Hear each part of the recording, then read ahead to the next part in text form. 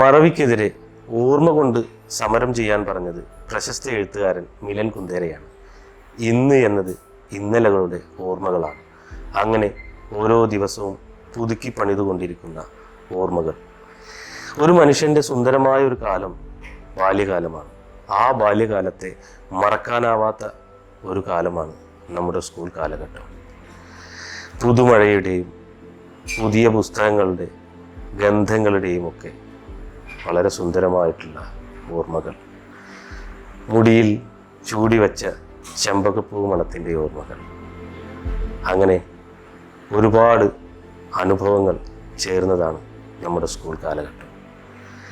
ഇപ്പോഴും പാടത്തെ വെള്ളം കാണുമ്പോൾ ആ പാടത്ത് നമ്മളിങ്ങനെ കല്ലുകൾ കൊണ്ട് കല്ലിട്ട് അതിൻ്റെ മേലെ കൂടെ ചെതറിത്തെറിപ്പിച്ച് കളിച്ചു കൊണ്ടിരിക്കുന്നതൊക്കെ നമ്മൾ ഓർക്കാറുണ്ട്. വളരെ നഷ്ടബോധത്തോടു കൂടി ഓർക്കാറുണ്ട്.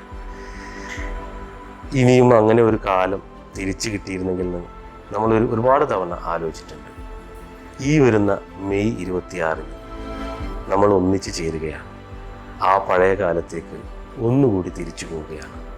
നമ്മുടെ ക്ലാസ് മുറി, അധ്യാപകർ, പ്രിയപ്പെട്ട കൂട്ടുകാർ എല്ലാവർക്കും ഒന്നുകൂടെ ഇരിക്കാം, സ്നേഹത്തോടെ ഇരിക്കാം.